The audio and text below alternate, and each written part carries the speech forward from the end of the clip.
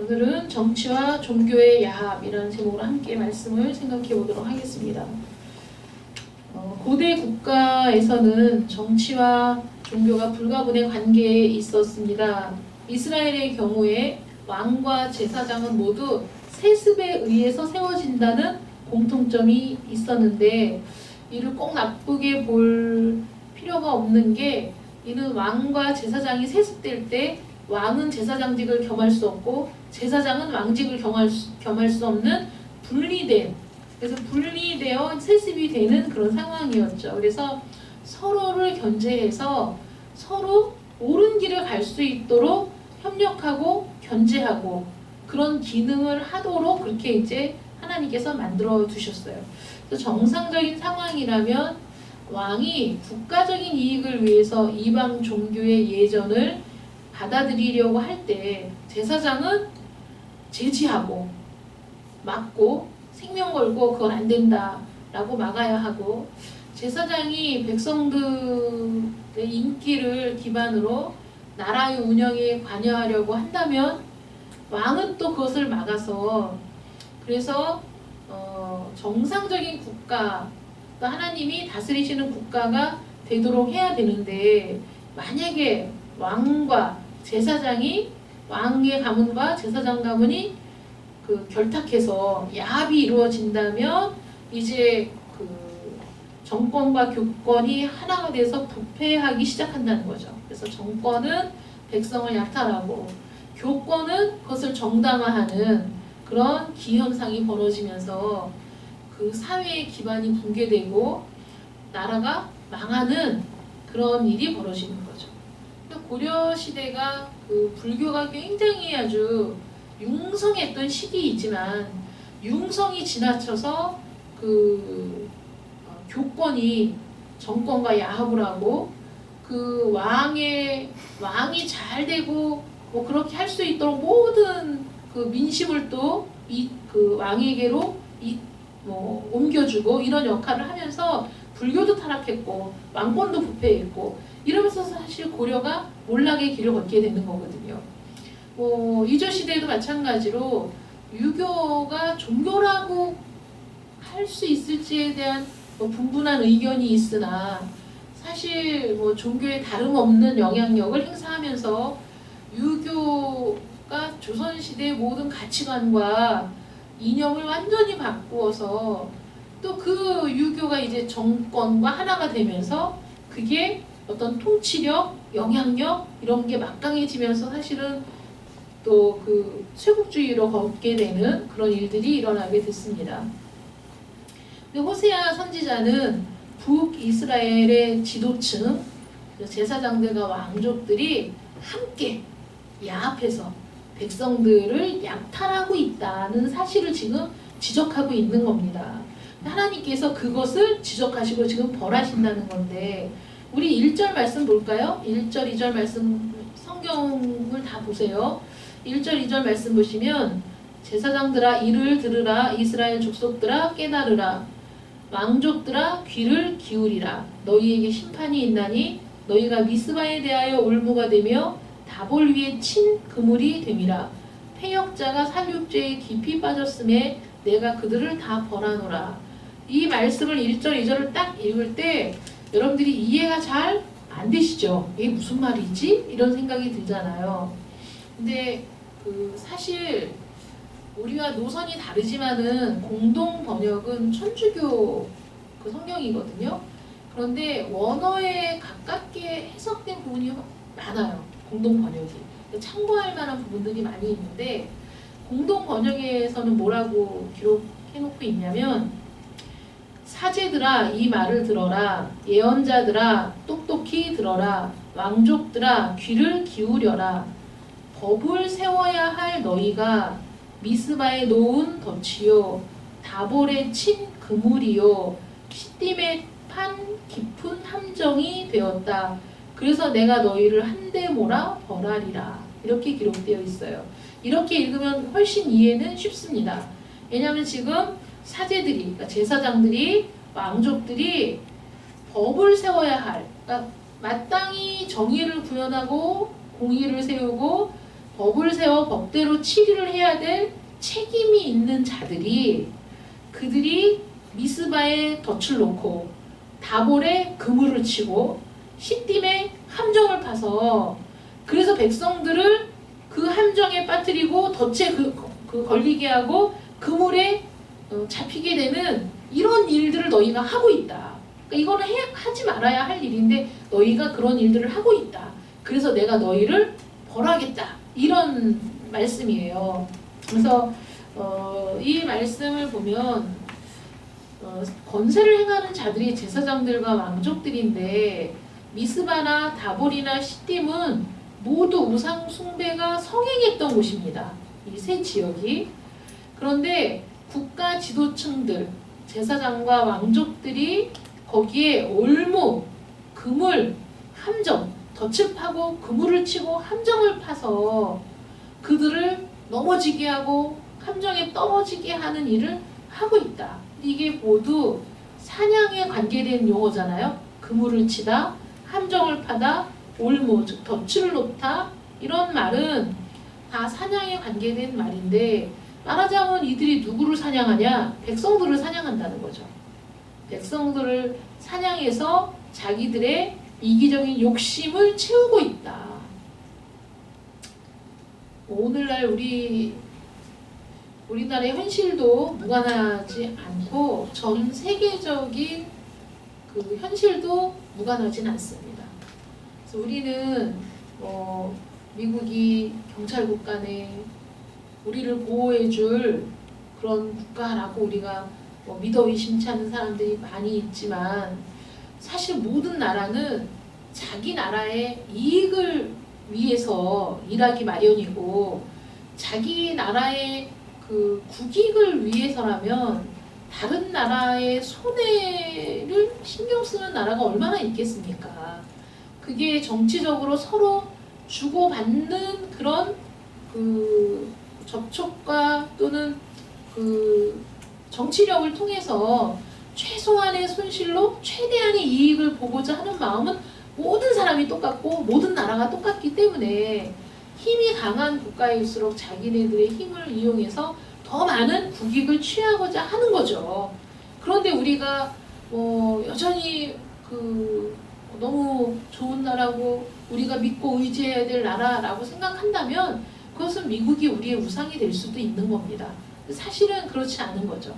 여러 가지 면에서 볼 때 미국도 자기네 나라의 국익을 위해서 뛰는 거고 우리도 우리나라의 국익을 위해서 뛰어야 하는데 약소국가들은 그런 점에서 자신들 국가의 이익을 위해서 뛸 수 없는 제약이 많이 걸려 있는 거죠. 여러 강대국들 때문에 또 최근까지도 19세기 말까지도 사실은 얼마나 많은 그 식민 국가와 피식민, 그러니까 그 지배자와 피지배자로 나뉘어 있던 열강들의 다툼이 끊이지 않았던 그런 시기를 지나오지 않았습니까? 근데 지금은 그때처럼 함대를 밀고 들어가 정복하지는 않아도 경제적인 부분에서 우리는 정복당하고 또 수탈을 당하고 빼앗기는 일들이 너무나 많은 거죠. 그래서 자본주의가 옳으냐 여러 가지 말들이 많이 있습니다. 그런데 어떤 것이 옳은 겁니까? 어떤 것이 정의입니까? 라고 우리가 말하기가 어렵습니다. 왜냐하면 모든 것이 다 사람에게서부터 나온 거죠. 민주주의든 자본주의든 수정자본주의든 공산주의든 사회주의든 다 인간으로부터 출발한 사상들이고 또 경제와 정치의 개념들이기 때문에 그 중에 완전한 것은 없는 겁니다. 그러니까 우리는 더 좋은 것을 향해서 바꾸어 나가는 거죠. 계속해서. 나우루 공화국이라고 나우루 공화국 같은 경우에는 차로 그 섬인데 파푸아 뉴기니 앞에 서태평양에 있는 섬입니다. 근데 거기가 계속 이제 독일의 지배를 받고 호주의 오스트리아의 지배를 받고 영국의 지배도 받고 이러다가 독립을 했어요. 1968년 1월 31일에 독립을 했는데 차로 그 섬 둘레를 한 바퀴 도는데 30분밖에 안 걸리니까 제주도보다도 작은 곳이죠. 인구가 지금도 10,000명이 안 되는 나라. 그래서 전 세계적으로 그 세 번째로 작은 나라. 제일 작은 나라는 바티칸 시티가 제일 작은 나라. 그 다음 모나코, 그 다음이 이 나우루라는 공화국입니다. 그래서 너무너무 작은 나라죠. 이 작은 나라는 수렵, 그 물고기를 잡아서 먹고 사는 오랫동안 그렇게 살아왔던 작고 조그맣고 평화로운 나라였는데 그 나라에 그 알바트로스인가 왜 불이 질어가지고 이렇게 큰 그런 새들이 이렇게 서식하고 왔다 갔다 하면서 그 배설물과 바닷물이 오랜 시간 동안 섞이면서 인산염이 그 섬에 많이 있는 거예요. 근데 그 인산염이 천연 비료를 만드는 너무너무 중요한 그 재료가 된대요. 그리고 값도 비싸고. 그래서 인산염이 나오는 나라가 몇 개 안 되더라고. 미국은 자원도 많아. 뭐 몇 개 안 되는데 그 열강의 지배를 받다 보니까 그 인산염이 거기 있다는 걸 알고 그 열국의 지배를 받을 때에는 그 인산염을 얘네가 캐내가면서 그 수익금의 2%만 줬대요. 근데 1968년 1월 31일에 독립을 하면서 이들이 그 인산염을 팔기 시작한 캐서 그래갖고 세계 그 1인당 GNP가 전 세계 1위를 차지할 정도로 그렇게 그 소득이 많아진 거예요. 근데 인구는 10,000명도 안 되는데 소득은 엄청 많으니까 이 사람들이 그 차를 사서 주유를 하면 주유가 다 공짜. 그냥 언제든지 막 기름 채워서 쓸 수 있고 이러다 보니까 이 사람들이 자가용 비행기를 그 돈을 다 국민들에게 나눠줘가지고 국민들이 세금도 안 내고 기름은 그냥 공짜로 쓰고 애들 유학 가면 유학 비용 다 내주고 공부하는 비용 하나도 안 들고 그리고 매달 또 돈이 들어오고 이러니까 집에서 일하는 사람도 다 외국인 노동자 또 인산염을 파내는 일도 외국인 노동자 이러다 보니까 나중에는 공무원들도 외국인 노동자를 썼대요. 그러니까 일을 안 하고 놀러만 다닌 거죠. 그러다가 그 인산염이 바닥이 나면서 이제 곤두박질 쳐서 외국인들은 다 떠나가고 그들이 뭐 적응을 못하고 이제 극빈국이 된 거죠. 가난한 나라가 됐는데 지금 제가 자료를 찾아보니까 2005년인가 언젠가 그 외국에서 공부한 나우루 공화국 사람이 자기 나라가 그렇게 됐다는 것에 가슴 아파하면서 나라로 돌아가서 지금 그 나우루 공화국을 재건하기 위해서 애를 쓰고 있다 지금 이렇게 얘기를 합니다. 그러니까 그 돈이 많아도 그러니까 백성들이 제정신 차리고 열심히 일하고 자기 삶을 꾸려갈 수 있도록 해주는 게 아니라 국가가 잘못한 거죠. 너무 많은 돈을 주고 그리고 이 사람들이 돈이 너무 많아가지고 해외에 땅을 많이 샀대요. 돈이 많으니까 제대로 검토하고 투자할 곳을 찾아서 투자를 하고 이렇게 한 게 아니라 막무가내식으로 여기도 땅을 사고 고층 빌딩 짓고 저기도 땅 사서 고층 빌딩 짓고 막 이렇게 방만하게 막 하다가 막 경제가 막 급속도로 기울어 가니까 그 외국에 막 지었던 건물들을 다 팔고 그래도 이제 감당이 안 돼갖고 지금 뭐 그 1인당 GNP가 2,500불? 3,000불? 뭐 이 정도밖에 안 된다 그러더라고요. 그러니까 그렇게 떨어졌대요. 그러니까 너무너무 어리석은 거죠. 많을 때 그것을 제대로 활용하지 못하면 그 다음에 그 가난을 그들이 견디지를 못하고 일하는 법도 다 잊어버리고 다시 일을 해야 될 엄두를 못 내고 이런 상황이 됐다. 이거는 지도자들의 책임이 크다고 봅니다. 그 제대로 된 지도자들이 없었고 그렇게 많은 돈이 들어왔을 때 어떻게 해야 될지를 모르는 그런 사람들이 지도자의 위치에 있으면서 그냥 펑펑펑펑 쓰고 보자 써도 남는다 이러면서 살아온 시간들이 그냥 훅 지나가면서 이들이 1968년 1월 31일에 독립을 했으니까 그러면 지금 한 40년도 못 돼서 다 바닥낸 거죠. 다 한순간에 꿈이 된 거죠. 그 모든 것들이. 근데 그 신영균 씨라고 그 빨간 마우라 주인공 했던 그분, 최은희 씨하고도 작품하고 윤정희 씨랑 했던 그분은 집안이 독실한 기독교 집안이랍니다. 독실한 기독교 집안이라 어려서부터 신앙생활을 했고 공부도 잘해서 서울대 치의대 나와가지고 치과 개업해서 하다가 그 영화배우가 된 사람인데 그 부인이 만류했지만 자기는 평생 술, 담배 안 하고 그리고 자기 아내만을 사랑하고 그렇게 그 굉장히 보수적으로 삶을 신앙생활을 하면서 살아온 거예요. 그래서 어떤 때는 막 1년에 30편, 40편 영화를 찍어가지고 그 1년에도 뭐 집을 10채씩 살 돈을 막 벌었대요. 근데 그렇게 벌은 돈을 가지고 명보극장 사고 명보극장이 지금 뭐 60배가 올랐대나? 명보극장 사고 뭐 사고 이러면서 투자를 건실하게 한 거예요. 그러니까 그 무리하게 하지 않고 과도하게 하지 않고 욕심부리지 않고 자기가 좋아하는 거에 투자를 한 거죠. 그래서 명보극장을 사고 뭐 이렇게 샀는데 그 500억 가치의 자산을 그냥 다 내놨다고 하더라고요. 영화계 발전을 위해서. 그래서 명보극장이 지금도 유지가 되고 그 한국영화예술인 그 뭐 기금을 만들어 가지고 그 기금으로 해마다 뭐 열심히 일한 사람 또는 그 너무 힘든 사람 또 자녀들 학비 때문에 고통받는 사람들을 선정해 가지고 우리나라에서 가장 많은 금액을 주는 곳이 바로 거기라고 합니다. 그분이 이제 신문에 나왔어요. 그분이 지금 90이 넘으셨더라고요. 근데 그걸 보면서 참 마음이 뿌듯하고 기쁜 거예요. 독실한 기독교 집안에서 이러면 요새는 막 긴장이 되거든. 도대체 어떻게 산 사람이 또 나오나 걱정이 되는데 그래도 독실한 기독교 집안에서 태어나서 가정을 영화배우 하면서 가정을 잘 꾸리는 게 얼마나 힘든 일입니까? 그런데 한평생을 가정에도 충실했고 그리고 허튼 짓 안 하고 그리고 그 돈 한꺼번에 많이 벌어서 망치고 그 뭐 망하고 이게 아니라 잘 생각하고 기도하면서 건실하게 투자해서 그래서 그걸 오랫동안 갖고 있었던 거죠.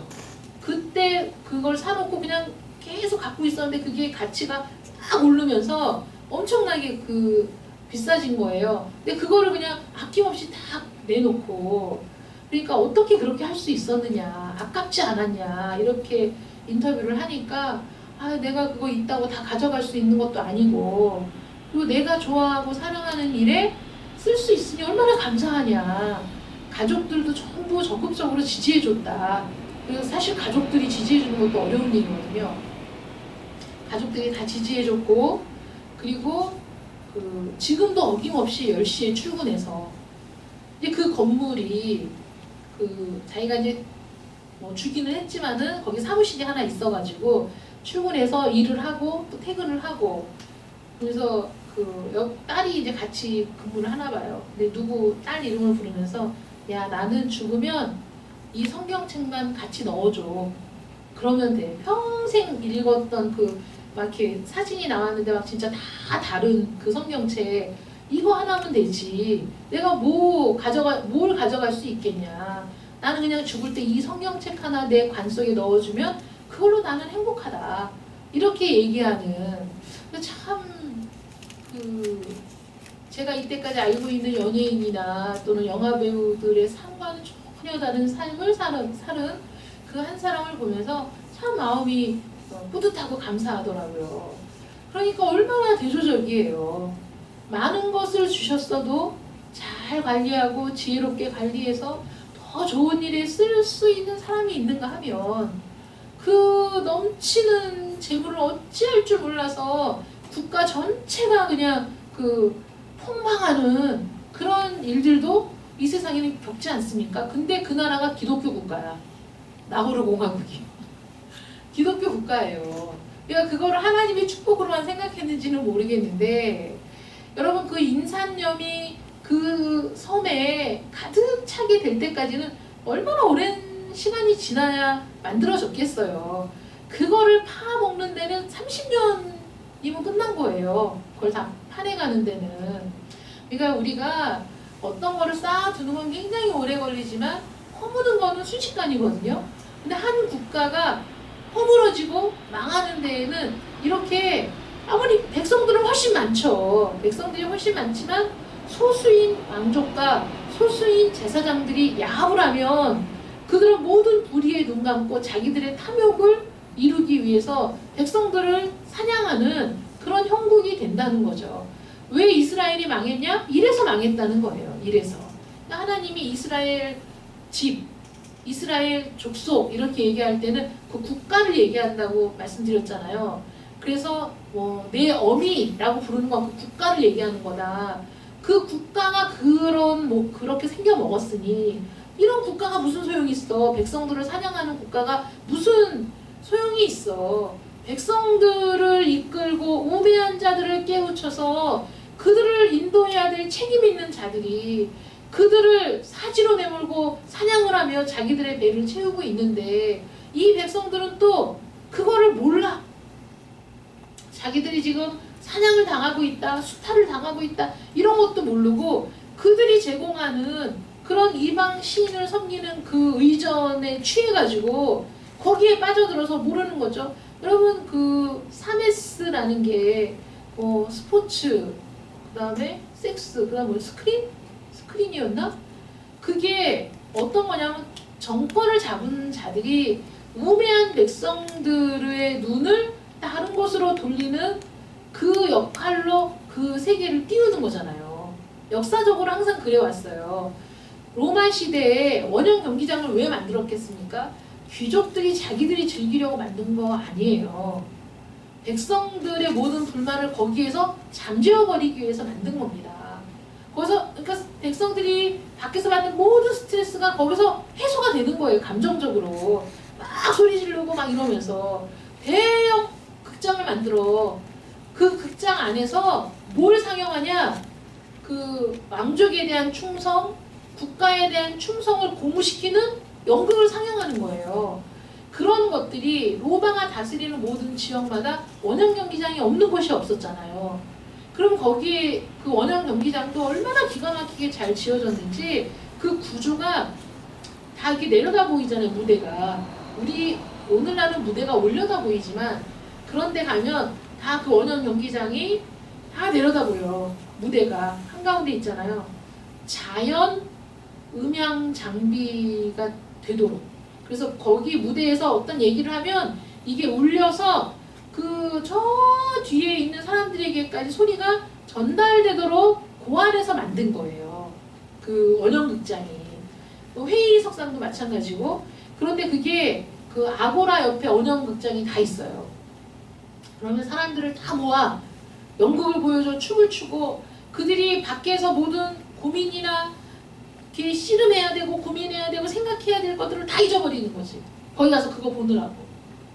그래서 이방 신을 섬기는 그 의전들은 화려하고 볼거리가 많고 그리고 사람들의 감정을 자극하고 욕망을 부채질하고 그 욕망을 채워주는 그런 의전이 많았다는 거죠. 그것이 왕들이 백성들을 손쉽게 통치하는 도구로 그것을 사용했기 때문에 그런 일들이 일어났고 그것은 결국 왕족과 제사장이 사제들이 한 통속이 돼서 움직였기 때문에 가능한 일이었죠. 그런 일들을 통해 고대로부터 지금에 이르기까지 통치자들이 그런 것들을 이용해서 백성들을 통치해왔다. 표면적인 부분들 말고 그 이면적인 부분으로는 그렇게 통치해왔다. 그리고 사실 공교육이라는 것이 중세시대, 근대시대의 공교육은 우리가 어떻게 충성된 시민이 될 거냐, 어떻게 충성된 그 국민이 되느냐, 이런 교육이 많았다는 거죠. 우리도 그런 교육을 받고 자란 거죠. 그래서 그 나라가 하는 일에 우리가 반대하면 안 되고 다 순종해야 되고, 이게 우리가 누구한테 그런 말을 계속 들은 것 같진 않지만 우리의 잠재의식 속에 그런 것들이 다 박혀 있었잖아요. 그러니까 우리나라 사람들이 국가의 일에 동원되는 것이 마땅히 해야 될 일이라고 생각하고 사는 거죠. 마땅히 나가서 돈을 안 줘도 먹여만 주면 마땅히 일을 해야 된다 이렇게 생각을 한 거예요. 그런데 만약에 일손이 부족해서 외국에서 사람을 사오면 월급을 다 줘야 되는 거잖아요. 그러니까 그런 것들, 그래서 교육도 문화도 또는 그런 스포츠도 그 영화나 이런 그 관람하는 모든 것들도 어떤 목적을 가지고 움직이게 되면 사람들이 속는 줄도 모르고 그 이면에 감추어진 의도도 전혀 모르고 그대로 다 휩쓸려 가게 된다. 그렇게 그 통치하는 자들이 있을 때, 근데 그 누구나 그런 의도를 가지고 하지 뭐 전혀 그게 없는 나라는 없었지만 그것이 특별히 종교와 그 국가가 야합을 해서 그래서 백성들을 그렇게 몰아갈 때 하나님은 그 나라들을 여지없이 몰락의 길을 걷도록 하셨다는 겁니다. 그래서 이스라엘도 그래서 몰락하게 되었다. 그러니까 그 왕족과 제사장들이 물론 나쁘지만 그리고 그들이 이끄는 대로 그냥 따라간 백성들은 죄가 없냐? 왜 죄가 없겠어요? 백성들도 죄가 있죠. 그건 뭐냐면 자신들이 원하고 좋아하는 방식을 따라가는 거거든요. 그러니까 그게 편하고 그게 재밌고 그게 좋으니까. 자기들의 욕망을 채우는데 죄책감 없이 할 수 있으니까. 이런 바알을 섬기는 데 있어서 자기 자신을 쳐서 그 자기의 죄를 고백하며 겸손하게 자신을 낮추는 그런 모습을 하나님은 요구하시잖아요. 그런데 하나님 외에 어떤 종교가 그런 걸 요구합니까? 요구하지 않잖아요. 특히 이방 우상을 섬기는 모든 그 종교들은 그 우상의 마음을, 이방 신의 마음을 달래주고 예물을 드려서 내가 원하는 것을 얻기 위해 하는 거지. 내가 철저하게 낮아지고 겸손하게 내 죄를 고백하며 눈물로 하나님의 용서를 구하는 우리와 같은 이런 종교는 없는 거예요. 그러니까 우리는 지금도 싫어하잖아. 죄 얘기하면 싫어하고 회개하라고 얘기하면 싫어하고 그렇게 기도해야 된다 라고 얘기하면 우리들이 싫어하지만 이방 신전에서는 그런 일이 없거든요. 얼마나 좋아. 예배를 드린다는 명목으로 술을 마시고 예배를 드린다는 명목으로 창기와 같이 잠을 자고 예배를 드린다는 명목으로 춤을 추고 인간의 욕망을 자극하고 채울 수 있는 곳이 거긴데 그러니까 백성들이 그걸 더 즐거워하고 좋아했죠. 그러니까 백성들이 죄가 없다? 그럴 수는 없는 거예요. 백성들도 죄가 있는 거죠. 그러니까 먼저 이끄는 건 왕족과 제사장, 따라가는 백성들도 거기에 동조하고 따라가는 거죠. 결국은 자기들이 죽는 길이고 수탈을 당하고 있고 그들은 그것을 감추기 위해 이 무지한 백성들을 그 길로 이끄는 것일 뿐인데 그런데도 그들이 억지로 한 건 아니거든요. 그들이 마음이 동해서 그렇게 한 거거든요.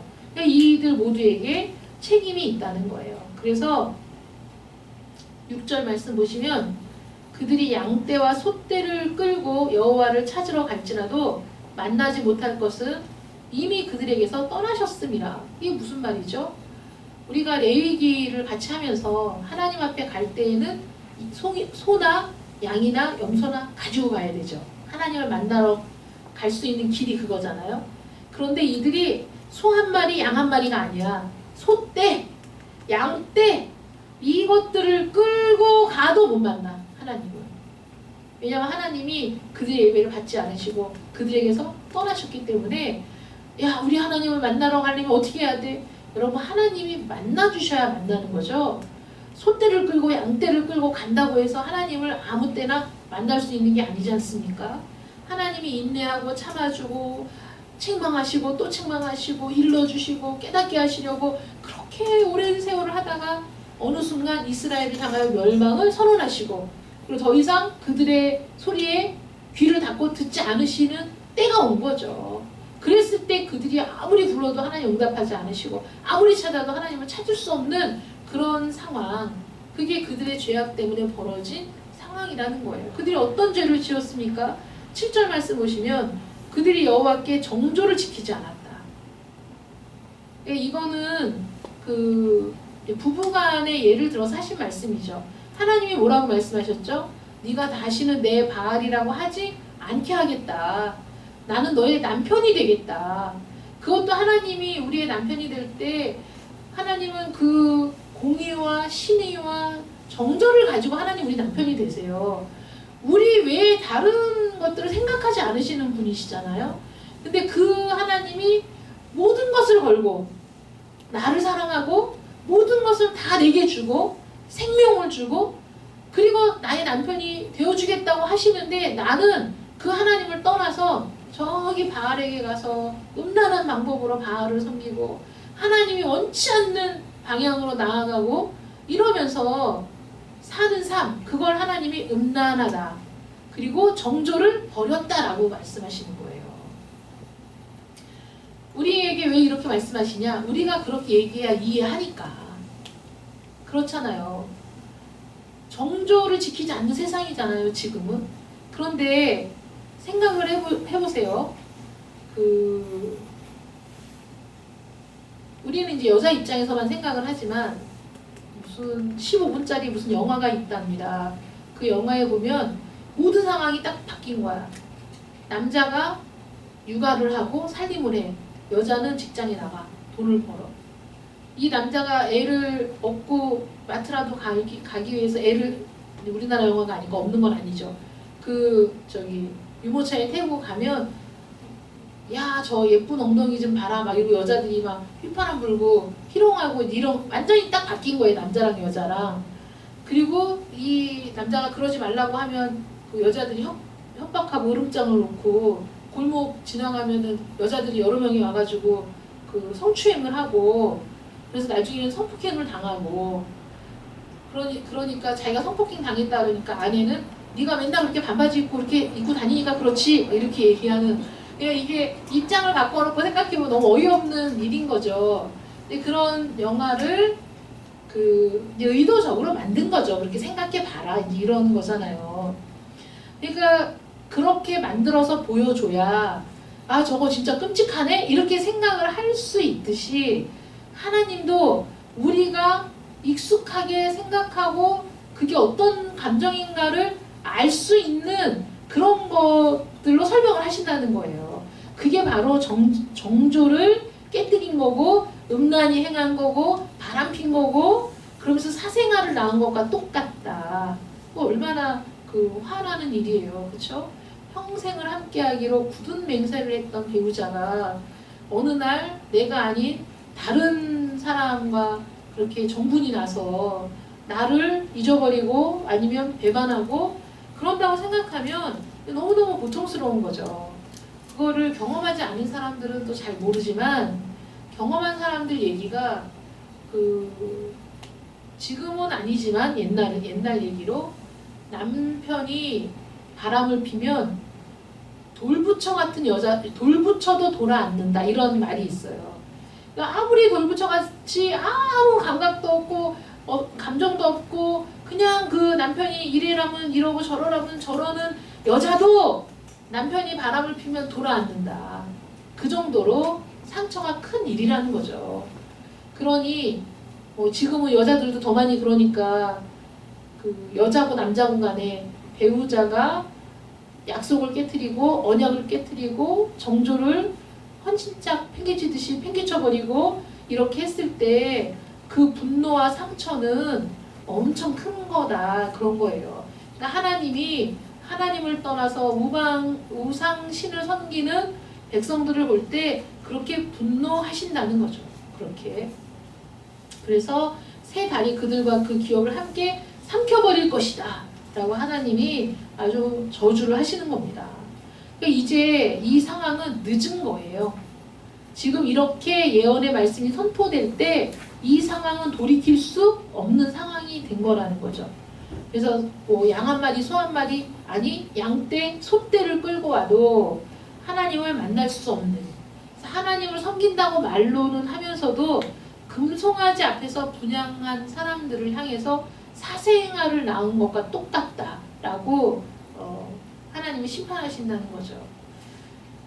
이스라엘이 돌이킬 수 없었어요. 여러분들이 쭉 성경을 읽어보면 정말 너무너무 가슴 아픈 일들이 많은데 아무리 선지자들이 그들에게 권고하고 권면하고 하나님의 심판을 선언해도 그들을 돌이킬 수 없었어요. 그래서 정말 그 모든 그 장치가 다 제거된 채 내리막길을 내려가는 수레와 같이 그냥 멸망과 파국을 향해 내려 달리는 그런 꼴이었다고요, 이스라엘이.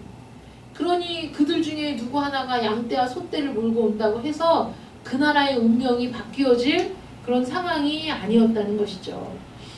이런 상황이 된다면 정말 하나님 말씀처럼 순순히 심판을 받아야 돼. 순순히 그냥 끌려가야 돼.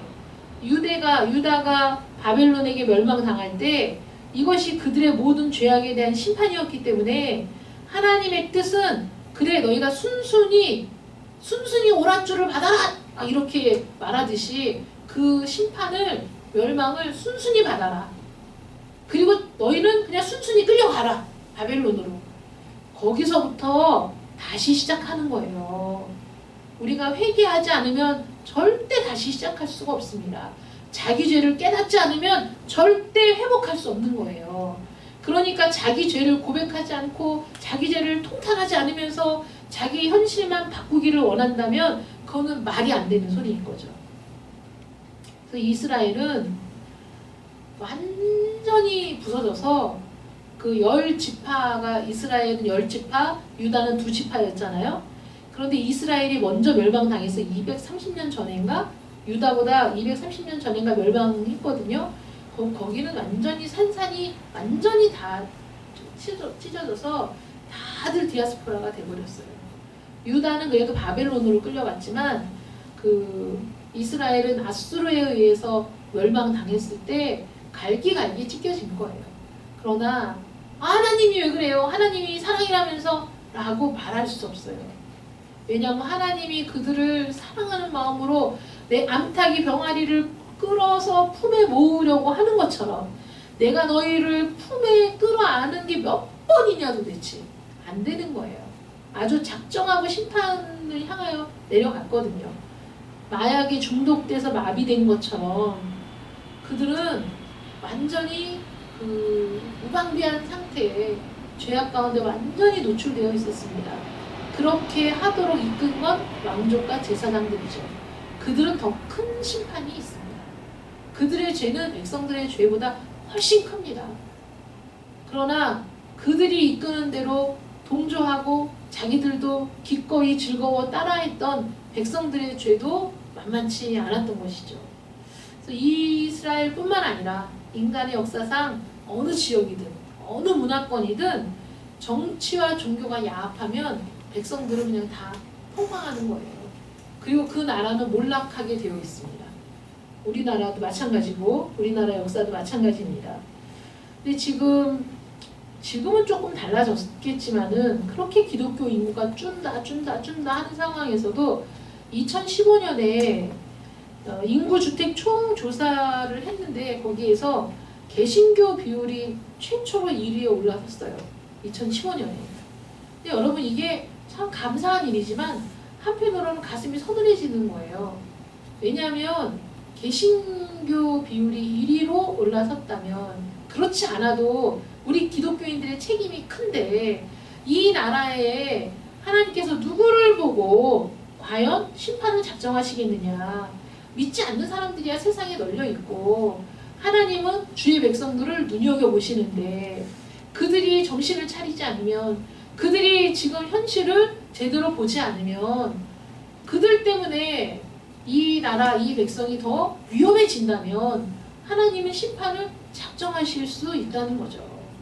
그러니까 저 광화문에서 떠드는 그 이상한 그분처럼 뭐 지금 대통령이어서 나라가 그 심판을 받고 멸망하는 게 아니라 그게 아니라 우리 기독교인들이 정신을 못 차리면 그게 바로 하나님의 심판을 작정케 되는 원인이 된다.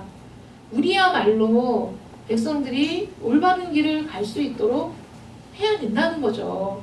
그러니까 너무나 많은 사람들이 지금 교회, 기독교라는 이름으로 하나님이라는 이름으로 그들은 막 가슴이 불타올라가지고 더 많이 오고 있어요. 더 많이 와. 지금 막 우리 노예 단톡방에도 막 계속 올라와. 그래서 그분이 왜 그럴까를 생각해보면 그분은 나름대로 우리나라가 이제 곧 망하겠구나 막 이런 그 절박함에 이걸 어떻게든지 막 알려야 된다는 그 뜨거운 사명감을 가지고 막 그 울리는 거예요. 제가 보면서 정말 큰 교회도 많더라고요. 큰 교회도 많은데 막 강단에서 그 목사님이 막 이 시국에 대해 막 그 말씀을 하시면서 눈물을 흘리니까 막 그 성도들이 다 막 통곡을 하면서 주여 이 나라를 막 이러면서 기도하는 그 모습을 보니까 참 막막하더라고요. 어떻게 해야 되나. 저분들은 저게 그 진심인 거죠. 진심이고 이대로는 안 되겠다는 막 절박함 때문에 그들이 그렇게 하는 건데 그들이 믿고 싶은 대로 믿도록 그들이 이때까지 생각해 온 대로 믿도록 부채질을 하는 사람이 누구냐? 앞에서 선동하는 분이죠. 이게 이 호세아 시대의 이 이스라엘과 우리나라가 전혀 관계가 없다고 말할 수가 없는 겁니다. 지금 사실 종교 지도자들이 저렇게 더 난리를 치는 거잖아요. 더 난리를 치고 더 이게 그 정당한 문제 제기 그리고 그 나라의 발전을 위해서 우리가 막아야 할 것과 또는 지지해야 될 것들을 편견 없이 하는 거라면 그건 문제가 안 됩니다. 그렇게 해야 되고 우리가 그런데 그게 아니기 때문에 정말 그 마음이 답답한데 그래도 말하지 않는 90%의 우리 기독교인들은 다 반대하는 찬성하는 사람이 15% 반대하는 사람이 그 75% 정도 그리고 잘 모르겠다고 대답하는 사람들이 한 10% 정도 이렇게 되더라고요. 이게 그 설문조사 했을 때 그러니까 반대하는 그리스도인들이 사실 더 많다는 거죠 지금.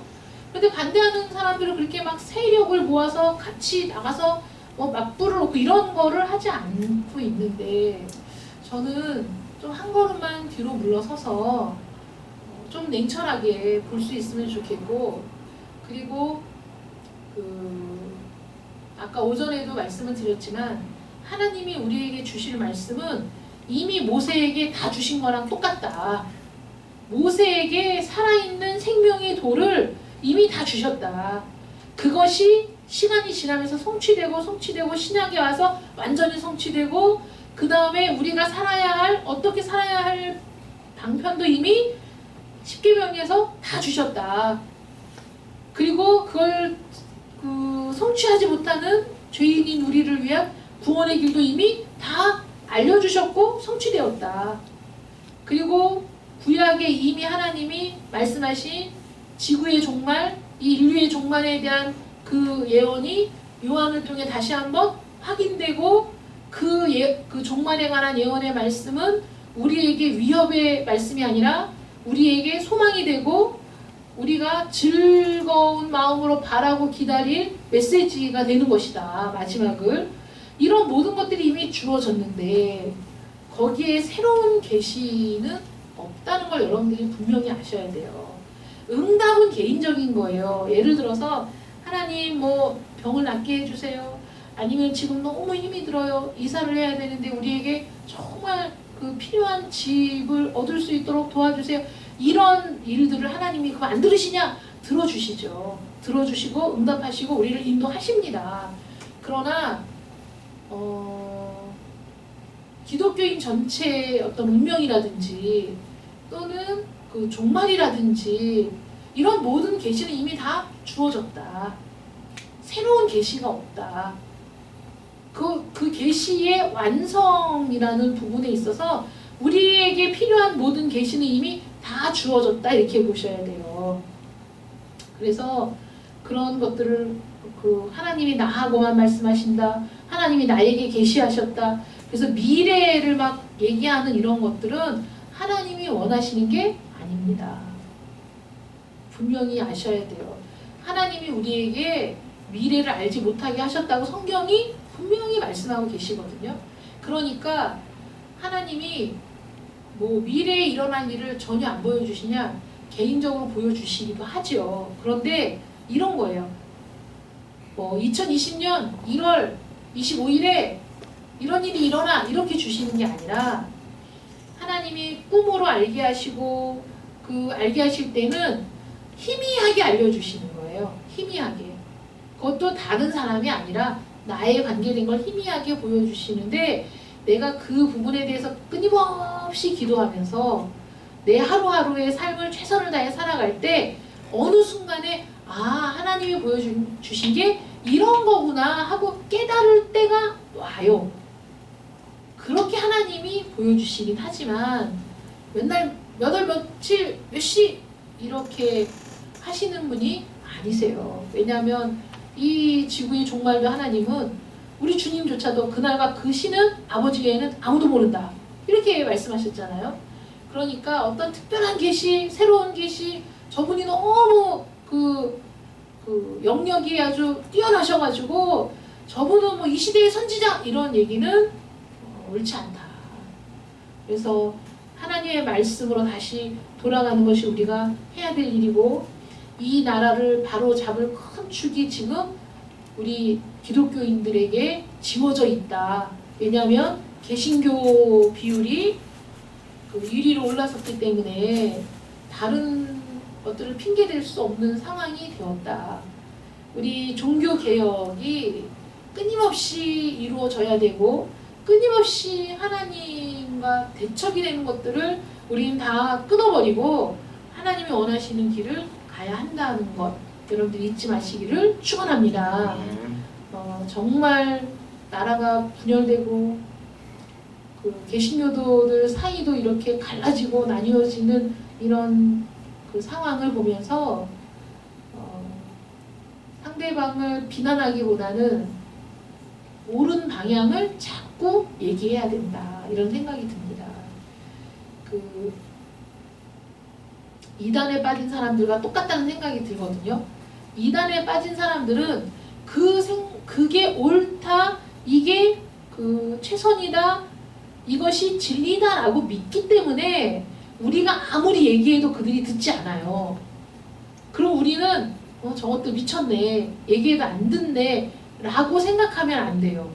왜냐하면 그 사람들은 자기가 믿고 있는 바가 진리라고 굳게 확신하기 때문에 우리가 거기에 대해서 잘못된 걸 얘기해도 절대 그 말을 듣지 않거든요.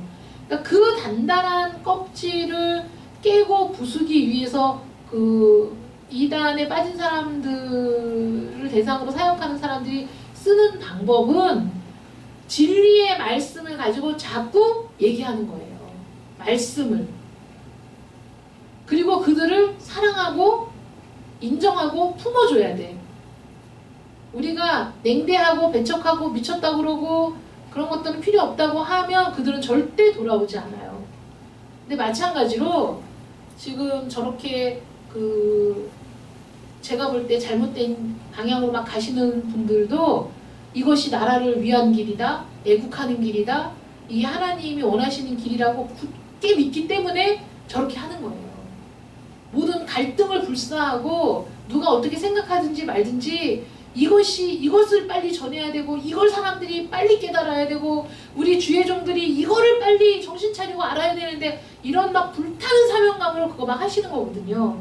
그러니까 그거를 비난하고 그 잘못을 지적하는 순간에 이미 그냥 돌아올 수 없는 강을 건너서 저쪽으로 그냥 가버리시는 거야. 대화도 안 하시고. 그러니까 그냥 그 사실과 진실만을 계속 얘기해야 돼요. 잘못했네, 어쨌네 이렇게 얘기하지 말고 그 신문에 보니까 이렇게 나왔던데요. 이거 뉴스에 보니까 이거 이렇다고 하던데요. 이렇게 얘기를 해서 자꾸 내가 믿고 있는 게 아니었나 이렇게 생각하게 해야지. 안 그러면 그 생각을 바꿀 수가 없어요. 아니면은 아예 그냥 척을 지던가 안 보든가 다시는 꼴도 보기 싫다고 싸우고 헤어지든가 이래야 되는데 그러면 안 되잖아요. 그러니까 우리 그 믿는 사람들이 오히려 그들을 품고 그 올바른 방향으로 가는 사람들이 점점 더 많아서 그들을 그냥 품고 갈 수 있게 이렇게 해야지, 끌어버리고 잘라버리고 그 대척해버리면, 아주 그 대척해버리면 그러면은 진짜 완전히 그쪽으로 갈 수밖에 없다, 그 사람들이. 이런 생각이 듭니다. 그러니까 그 정부가 잘못하고 있습니까? 우린 당연히 우리 목소리를 내야죠. 우리들은 잘하고 있으니까 아낌없이 칭찬해야죠. 그런 정도의 참여를 해야 되고, 우리는 하나님 앞에서 바른 예배, 또 하나님이 기뻐하시는 예배자가 되는 일에 또 힘을 써야 되거든요. 그렇게 하면서 우리에게 주신 그 책임을 다하는 저와 여러분이 되기를 축원합니다. 기도하겠습니다. 사랑의 하나님, 감사합니다. 호세아 선지자 시대에 이스라엘은 너무나 많이 부패했고 왕족과 제사장들이 결탁하여 일반 백성들을 사냥하는 이런 정말 가슴 아픈 일들이 벌어지고 있었습니다. 백성들을 수탈해도 백성들은 그 사실도 깨닫지 못하고, 그들이 그 모든 일들을 깨닫지 못하고 그저 하루하루를 살아가도록 이방신을 섬기는 그 의전에 그들을 불러들일 때 의심 없이 자발적으로 가서 그 의전에 참여하며 하나님을 버린 이스라엘 백성들의 책임도 하나님께서는 물으십니다. 하나님, 먼저는 지도자에게, 그 뒤로는 맹목적인 백성들에게 책임이 있습니다. 우리들이 지금 이 시대를 살아가면서 우리는 호세아 시대와는 다르다고 말할 수가 없습니다. 여전히 불확실한 이 시대에 이제 권력을 잡은 이들은 권력을 유지하려고 하고, 그들이 제시하는 허울뿐인 그런 모든 일들에 우리 모든 백성들이 맹목적으로 따라가는 일들이 너무나 많이 있습니다.